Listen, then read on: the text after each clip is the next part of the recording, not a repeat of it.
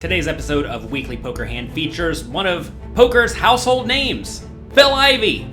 In case you've been living under a rock, he has been crushing cash games and tournaments of all forms for decades. He currently has 10 World Series of Poker bracelet and over $35 million in live tournament earnings.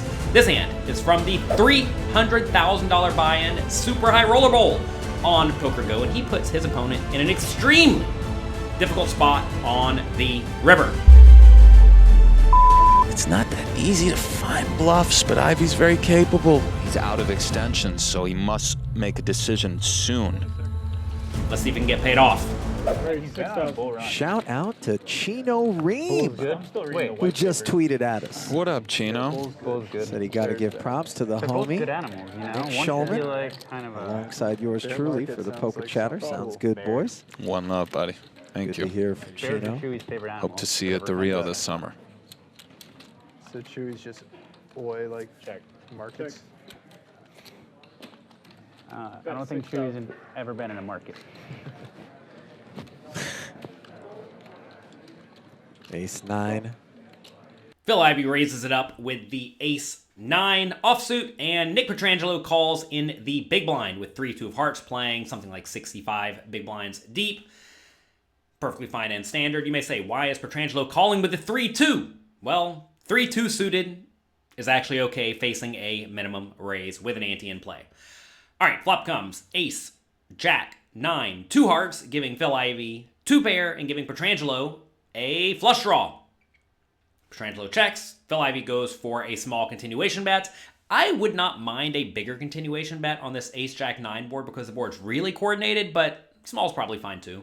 And then Petrangelo just calls. You may be surprised to see him just calling with the nut low flush draw, but whenever the board is really, really, really good for the initial raiser's range, you do not want to have many check raises at all, both for value or as a bluff. Because think about the value hands that Petrangelo would actually want to raise on Ace-Jack-9.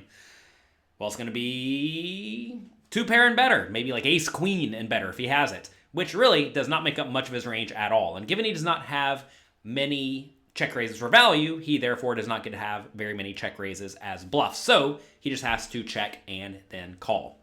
Let's go to the turn. In Ivey's hand this time, he makes it 6,000 here on the flop with top and bottom pair. Petrangelo sticking around as the third heart rolls off and gives him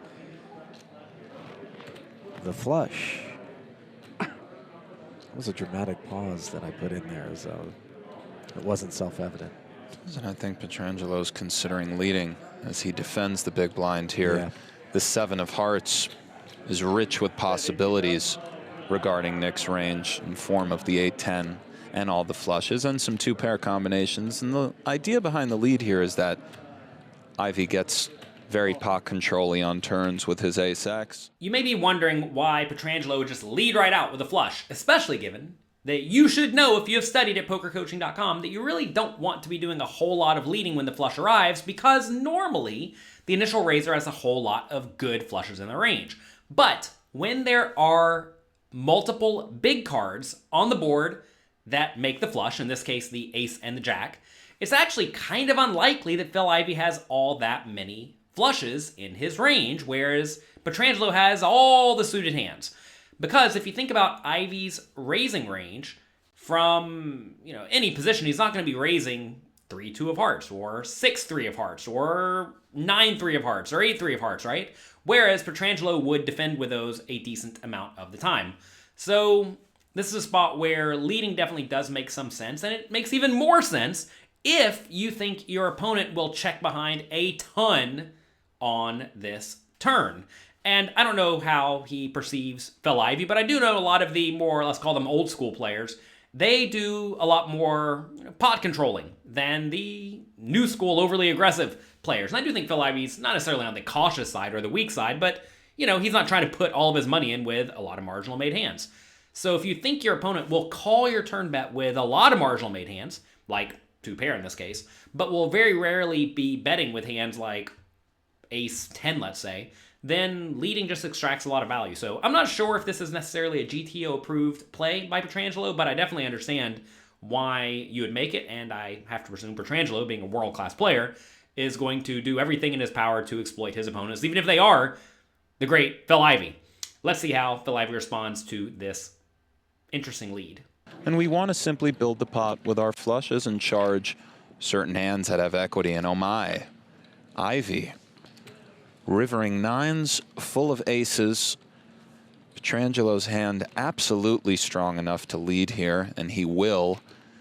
And of course, Ivey will be raising either. Even though the board paired on the river, this is a spot where Petrangelo's flush is almost always good. So he goes for another chunky bet, just hoping to get called by hands like ace-king, ace-queen, ace-jack, a random 10-9 that decided to splash around that now made trips. So I definitely like Petrangelo's river bet.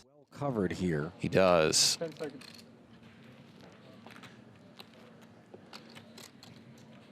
Oh, and Ivey. I like this. Yeah. Why not? You know.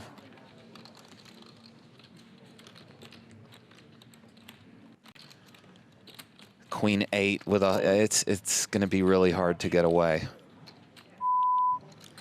Let's hear what Nick has to say. So far it was an F-bomb. After Petrangelo bets big on the river, and then Phil Ivey raises all in, Petrangelo is now in a pickle. What would you do in this spot? Be honest. Would you call or would you fold? You know what? If you want to have fun, write it in the comment section below. Let's see what Petrangelo does. I think having a flush here just it makes it hard. Let's go through range. Ivey has nines full. He has other full houses given that Nick led turn. So he has the aces, jacks, sevens, all the nines full. That's a very healthy amount of hands. To counteract that, his bluffs are king of hearts, X, some straight draws that had one heart. There might not be enough. Ivey also has bigger flushes. Petrangelo might find this fold. Hey, Paul. $250,000 chip Put pot. another food order in for me. My hand out on this 30? Yeah, the restaurant didn't fold. Petrangelo has time bank issues as well. He's out of extensions, so he must make a decision soon. 20 seconds.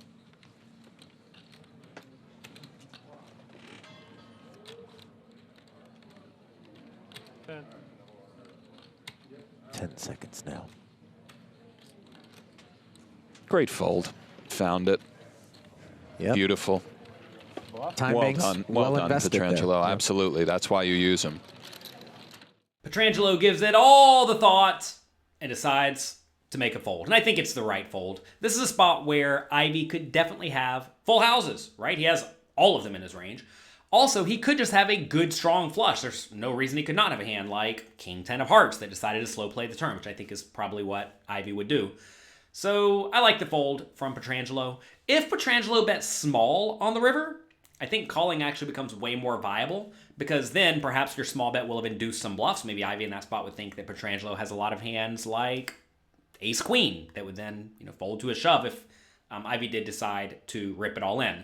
But typically, whenever someone bets big on the river like Petrangelo did, they are saying either I have a really, really good hand or I have nothing.